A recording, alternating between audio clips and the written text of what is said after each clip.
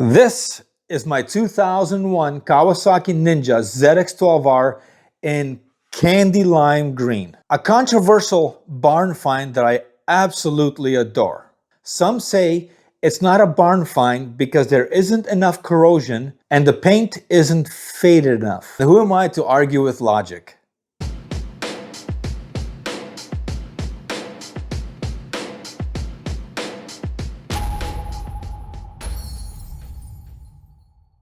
In the previous video, I mentioned about aligning the front end. And yes, you can align a front end on a motorcycle. How crazy is that? Now, there are no alignment marks on a front end of a motorcycle, but that doesn't mean you can't align it. Here is how and why I approach it the way I do. And most of it comes from my racing experience. Early in my racing career, I honed in one particular skill, and that's fixing my motorcycles after countless crashes. Yeah, I find it funny now, but not then. You see, a crash can misalign the upper and lower tripper clamps, forks, axle, brake calipers, arms, fingers, brain, knees, joints, toes, feet. Loosening the bolts allows the components to reset. Basically, it makes them relax. Although this bike was never in a crash that I'm aware of, the front end was completely disassembled, and the alignment procedure is essentially the same. And here's how I align the front end step by step. The magic word is how I align the front end. So here we go. Loosen the upper triple clamp bolts.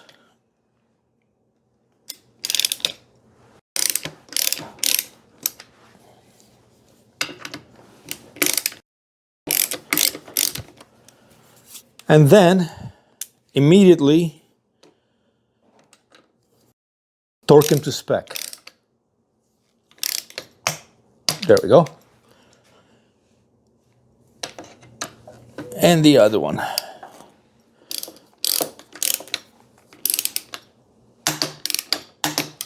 Now, lower the bike so wheels and suspension take the load.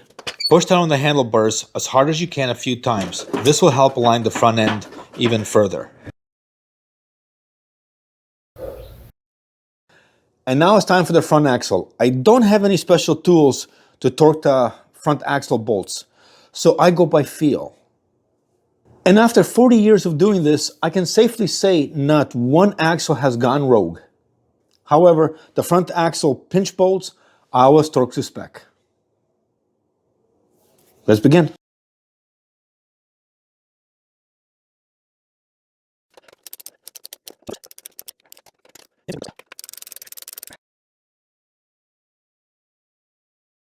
And that's it. The front end's in place. Everything is torqued to specification other than the front axle bolt because I went by feel and I'm good. However, a little note of caution. If you don't have a torque wrench and you're torquing the bolts and they get really snug and all of a sudden they feel buttery,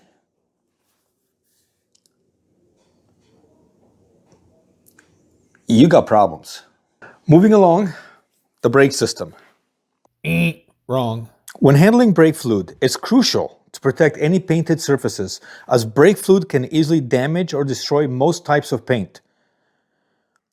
When you're done, remember that even if a rag or cloth appears to be clean, it should never be reused. Dispose of it properly to avoid any contamination or accidents. After all, knowledge always comes at a cost. Just ask any old, seasoned vehicle enthusiast who's learned it the hard way. Yeah, like any sane rider, I'm all about that extra horsepower. But it turns out stopping is also a thing, especially when it comes to 25-year-old brake lines and fluid. Let's just say replacing those isn't optional. It's survival 101. Hey there, awesome people. If you love this video, or even if you didn't, give it a thumbs up so we know you're still with us. And while you're at it, hit that subscribe button so we can spam your inbox with more amazing content. Oh, and leave a comment below. We'd love to hear from you. Before we go any further, I would like to make this pledge. I pledge that this ZX12R hugger will remain on the ZX12. And I only want to try it on the ZX7 to see how it fits. That's my pledge.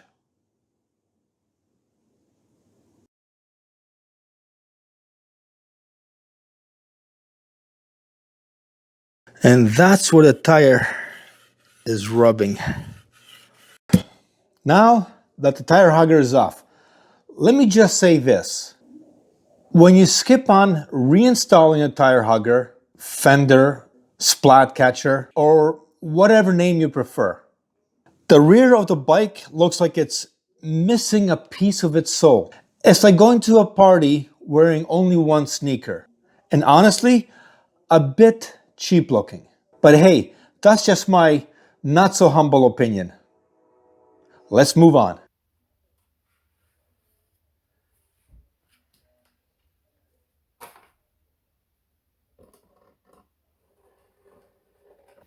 That's interesting. I actually like the way it looks.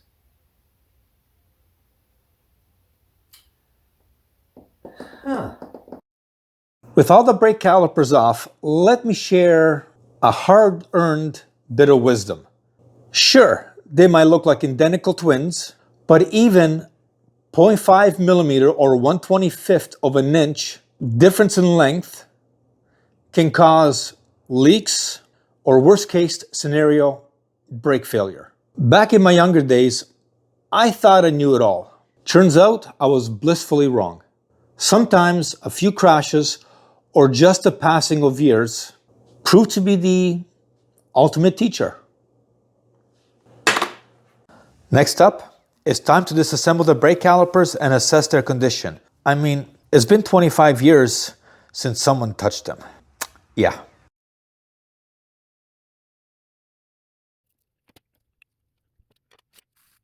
With the brake pads removed, I inspected them and found they have about 25% life remaining, which is not too bad. But I also noticed some damage. I've decided to replace all the pads. In the meantime, I need to clean up the 25 years of brake dust buildup on the calipers. Oh joy. Trying to get these brake calipers clean was a real challenge. I mean, it took me 3 hours and they still look dirty. I tried various methods of getting them clean, including brake cleaner, WD-40, baking soda, diesel fuel, magic, voodoo, cursing. However, none of them really worked with any significant results. Now, there are stronger solvents out there that will take care of the brake dust, but it will also take care of the paint. You see, brake dust contains fine particles of carbon and metal that can be absorbed into a painted surface over time. Once absorbed into the paint, it becomes nearly impossible to remove unless you use extreme measures, such as sandblasting and recoating. Let's carefully return the brake calipers along with all their hardware to the original position. Please note that attempting to shave off weight this time is not recommended.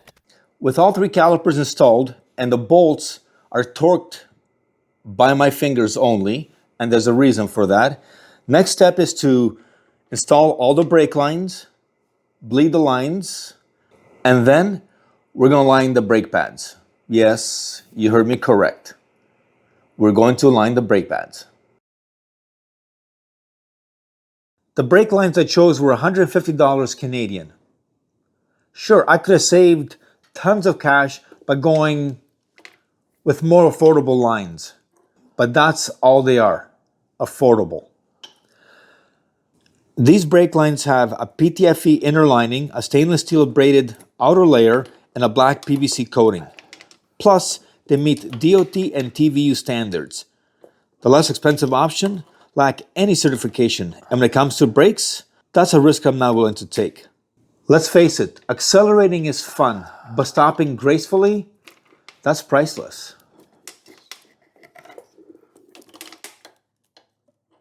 It seems I get the wrong fitting. Not a big deal, there's always the front brakes.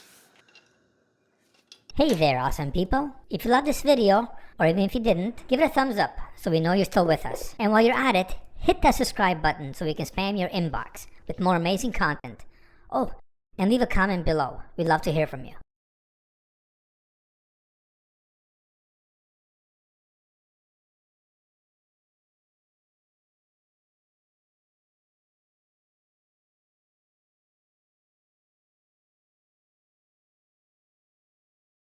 It seems I didn't think this through. Huh.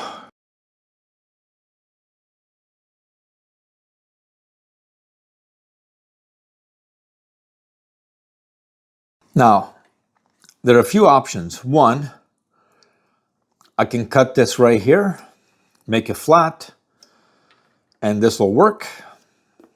But considering I'm trying to keep this bike as original as possible, that is out of the question. So what that means is I'm going to have to order a different one.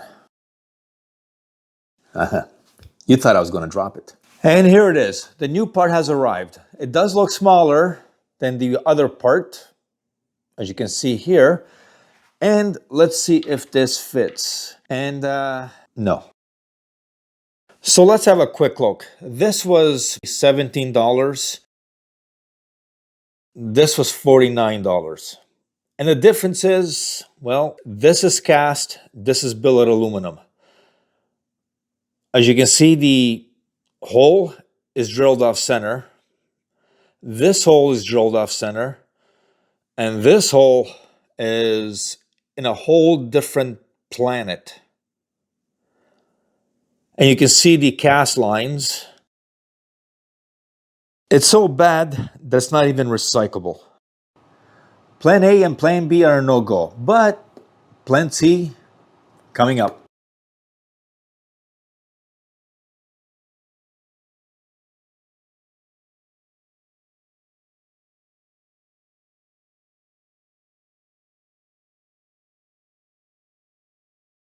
I believe you know where I'm going with this.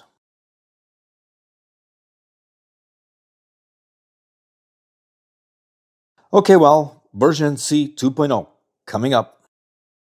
This is going to work. The only problem I have is it's too small, so I have to get a bigger piece. I guess I have to go some metal shopping. Oh joy. Take 3. While record, she's back. While recording, okay, she left. While recording next video clip, my wife opened the door to have a word with me. Now, this is the beginning of take 4. And my cat Stormy walked into the garage, which is what she usually does. Looking back now, it's funny, but not so much at that moment in time. And here's how it all went down. Take 4. Oi. Hola. Tengo un hello to the social tonight. Yeah. She's going to piss on me. Nothing new. My camera's rolling. Okay, sorry, she's not going to piss on you. Huh. And here we are. I ordered parts from Kawasaki over a week ago. Some have arrived, but I'm still waiting for the rest. Kawasaki stated they had a computer outage for a few days, and that threw their entire ordering system into chaos. And as a result, they cannot guarantee the delivery times on the remainder of the parts. They also said the earliest possible delivery times are in 5 days. So, since I need those parts to continue, and I can't, therefore, I'm going to have to call it for this video. I truly appreciate you staying to the very end. And remember, always hug your pets. Until next time, take care. Cut. Oh, crap. She got me. Ah, Stormy. What?